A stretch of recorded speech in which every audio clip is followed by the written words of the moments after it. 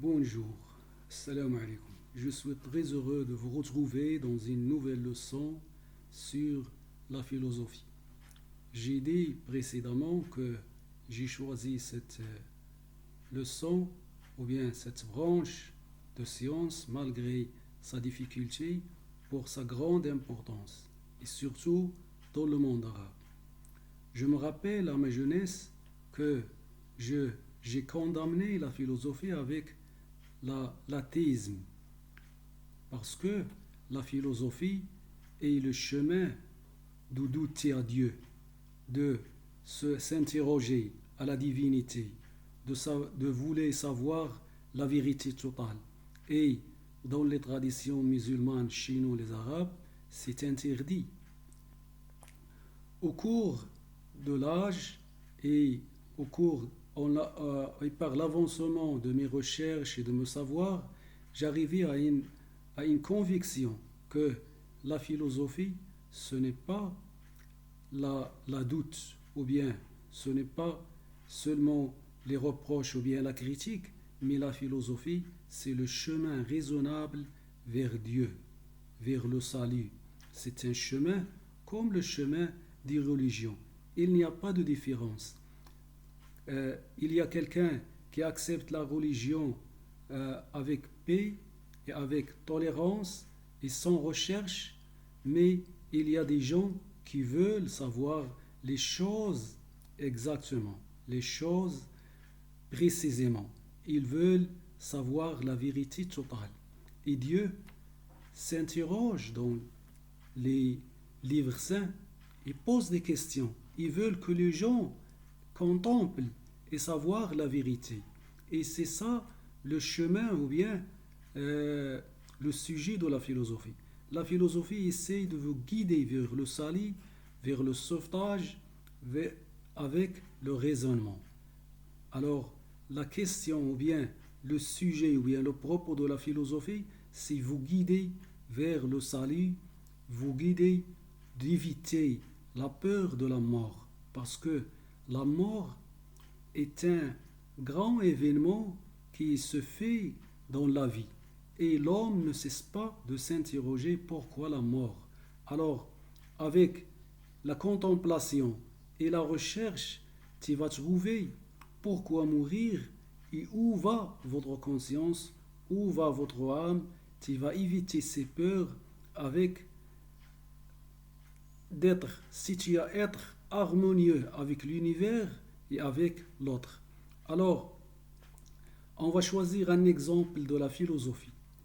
Avant ça, je vais vous dire que la philosophie a connu un stratagème. Un stratagème par les sophistes. Et c'est un terme très important pour moi. Les sophistes existent partout au cours de l'histoire. Les sophistes ne sont pas les gens qui essayent de vaincre un dialogue seulement, comme le citent les écritures philosophiques d'aujourd'hui. Les sophistes, ce sont les politiciens pourris, les gens pourris qui essaient de dominer la société par la fortune pourrie. Ce sont les vendeurs de drogue, les blanchisseurs de l'argent qui travaillent dans des secteurs qui sont pourris pour accumuler de la fortune et essayer de dominer la société par leur groupe des femmes, des filles, des jeunes. Alors ils essaient de dominer la société par leurs idées qui sont néfastes pour essayer de tourmenter les jeunes par l'argent pourri. Au lieu de leur dire la vérité de la philosophie, la vérité de la vie, la vérité de la réussite, la vérité de la vie bonne, et leur inviter à avoir de l'argent ou bien à inventer un succès à partir de la drogue, à partir de les chemins qui sont très pourris et qui dévient les sociétés vers l'exploitation des corps et l'exploitation des esprits. Alors notre conflit aujourd'hui, c'est un conflit de raisonnement, c'est un conflit des esprits, c'est un conflit intérieur. Il faut savoir comment réagir avec votre intérieur, avec vos pensées, avec vos idées, il faut régler ou bien corriger vos idées fausses sur la vie. Alors, l'exemple stoïcien de la philosophie va vous donner une solution de comment organiser votre vie avec l'univers, avec le monde et avec l'autre. L'exemple stoïcien, c'est un exemple qui part du tout, de ce qui est grand, de ce qui nous entoure, c'est-à-dire le cosmos, et vient à la vie humaine ou bien le corps humain ou bien les actions et l'éthique, le moral. Il va étudier l'univers et il va étudier le moral, c'est-à-dire les actions, les paroles humaines, comment se comporter avec les gens. Si tu veux réussir, tu dois savoir cet univers, comment il est, comment il s'organise, et tu dois savoir comment se comporter avec les autres. C'est ça comment la philosophie stoïcienne va nous montrer. Alors je vais premièrement vous parler un peu sur l'histoire de la philosophie stoïcienne. Ensuite, je vais vous parler sur ces idées ou bien ces arguments qu'il nous a apportés pour nous montrer comment cet univers est créé par un divin et comment il est harmonieux et essaie de nous enseigner et de nous guider vers le salut. Alors, la philosophie stoïcienne apparut soudainement. Pourquoi? À Athènes, en grec. Parce que en grec, il y a une certaine liberté d'expression, une certaine liberté de parole. Les gens font des leçons en plein air pour argumenter, pour défendre leur point de vue. Alors, dans ce climat, la philosophie stoïcienne va apparaître. Le premier fondateur de la philosophie stoïcienne était Zénon de Chéton. Zénon était un marchand qui a perdu son navire dans la mer et perdu sa marchandise.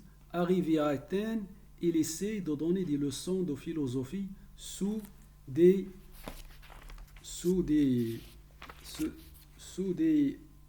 arcades recouvertes de peinture, d'où vient stoa qui signifie portique. Ces enseignements étaient gratuits.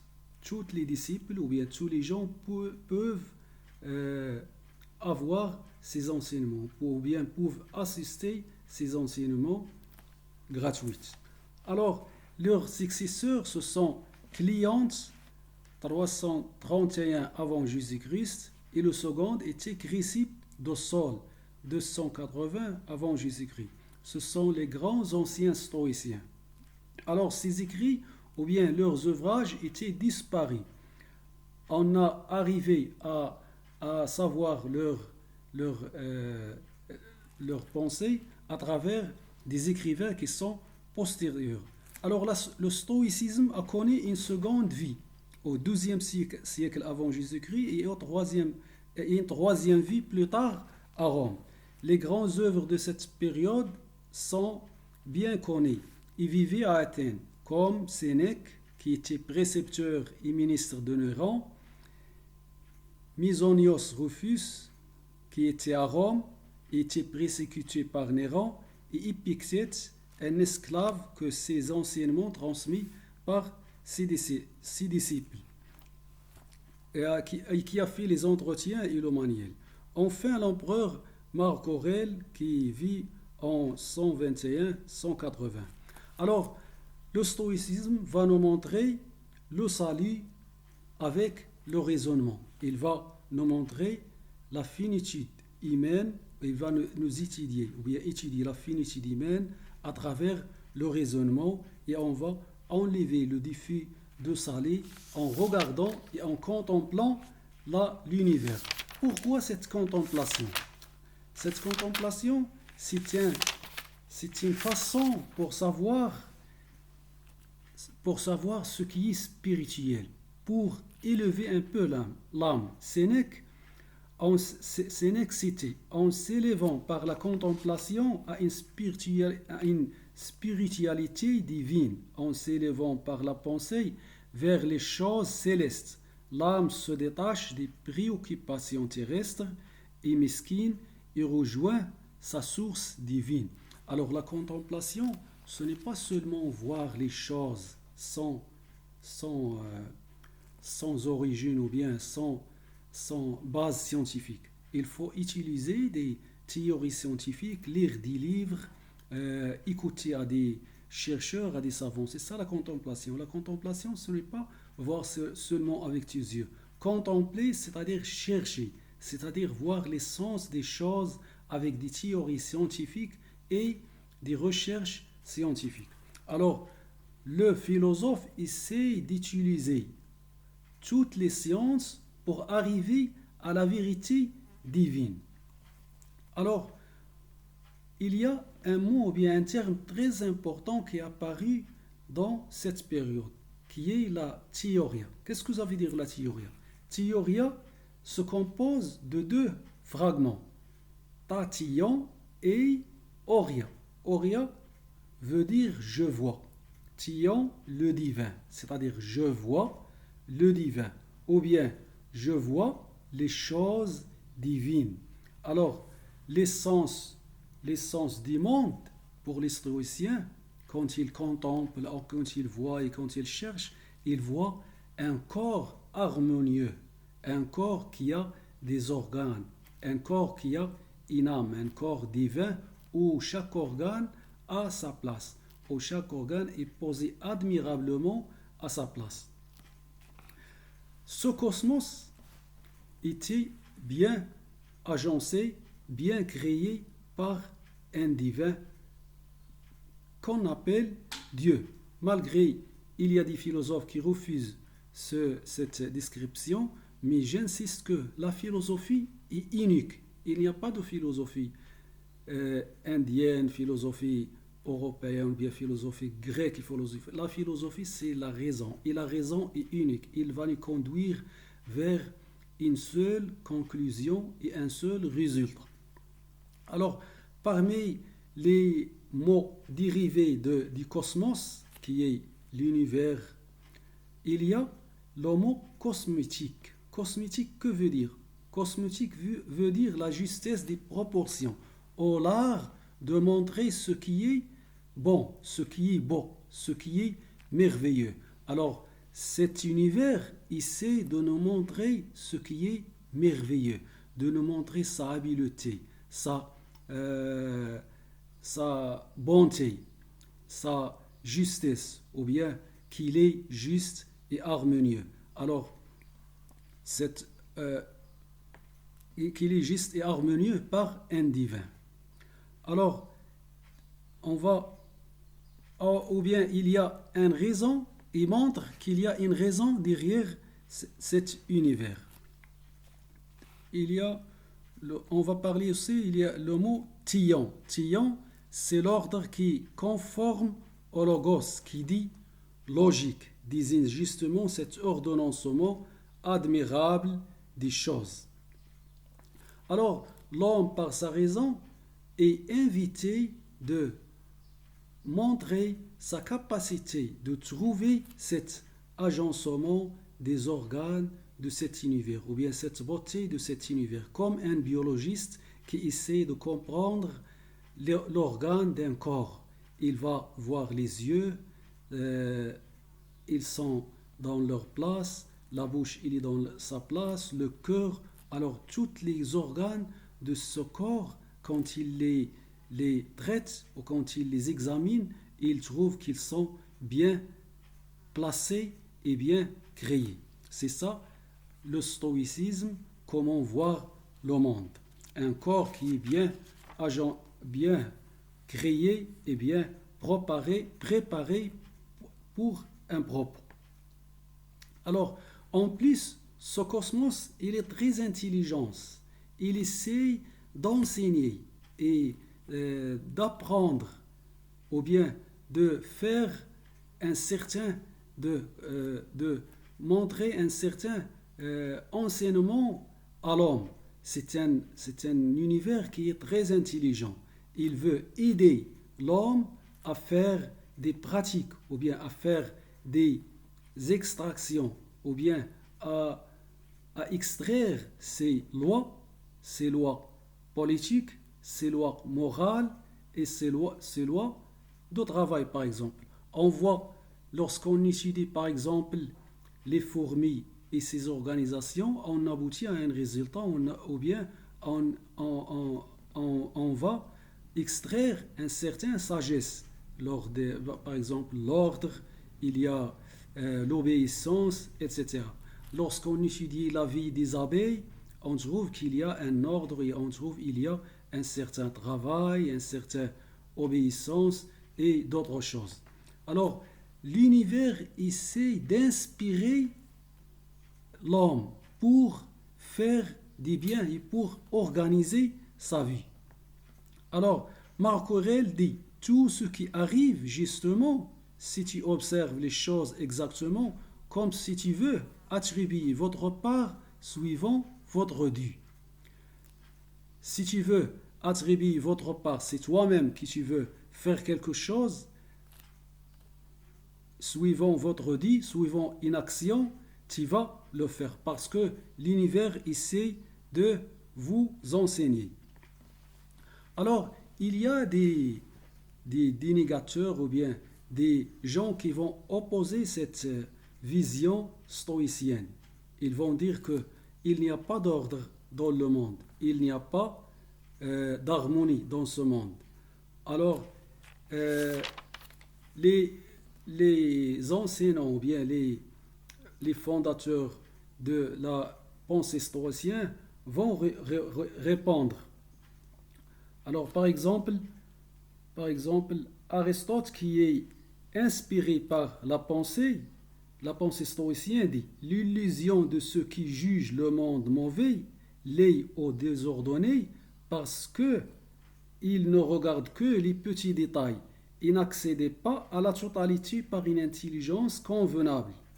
Alors les gens ordinaires commettent des erreurs de dire que le monde est imparfait parce qu'ils ne voient que les petits détails, ne voient que les petites choses, ne voient que ce qui est matériel. Et ils lisent ce qui est matériel avec ce qui est céleste. Et c'est une faute. Ce qui est matériel ne peut pas juger ou bien contrôler ce qui est céleste. Il faut voir le monde dans sa totalité. Il faut contempler tout le monde. Alors, c'est le travail du philosophe. Le philosophe essaie de contempler le monde dans sa totalité, de voir les planètes, le corps humain, les plantes, les animaux, la nature, la mer, la terre, et d'essayer d'avoir une idée générale sur la construction de ce monde. Alors, le Dieu, les stoïciens considèrent le cosmos comme un animal qui a une âme, animisme, des mots latins anima. Le cosmos veut dire que l'univers est une matière vivante, comme un animal zoon. Cette doctrine qui s'appelle panthéisme, du grec pan qui dit tout et théos, Dieu, qui signifie que la totalité mène vers un seul essence dans la matière qui est Dieu. Alors le Dieu est émanant, c'est le souffle vital pneuma ou la raison logos qui anime la matière. Faire la théoria, c'est observer Dieu dans les astres, les plantes, l'esprit humain. Les stoïciens considèrent la raison humaine comme un fragment ou une étincelle du feu divin. Je vais terminer par quelques citations des stoïciens. Cléante cite « Conduis-moi, ô Zeus, et toi destiné vers le lieu que vous m'avez assigné, je vous suivrai sans hésiter. » Il y a d'autres citations. Cicéron se moque des penseurs. Il y a des penseurs comme Épicure dans le Odyssée qui dit que la nature du Dieu, qui dit que le monde n'est pas organisé, n'est pas ordonné. Cicéron le répond. qu'Épicure se moque tant qu'il rien n'est parfait. Le monde est un être animé, doué de conscience, d'intelligence et de raison. Il y a une œuvre derrière le chaos apparent aux yeux et que la raison humaine peut le mettre à jour. Lorsque tu vois par exemple le chaos dans l'univers, c'est ta raison de le régler. Vous êtes, tu vois une illusion. Il faut corriger votre vision avec la raison. Il y a d'autres citations que je vais. L'harmonie du monde ne signifie pas l'absence de difficulté, mais la conviction que chaque fragment de la nature a sa place dans le dessin global de la nature. Alors je vais arrêter ici. On va essayer de continuer une autre fois. Au revoir.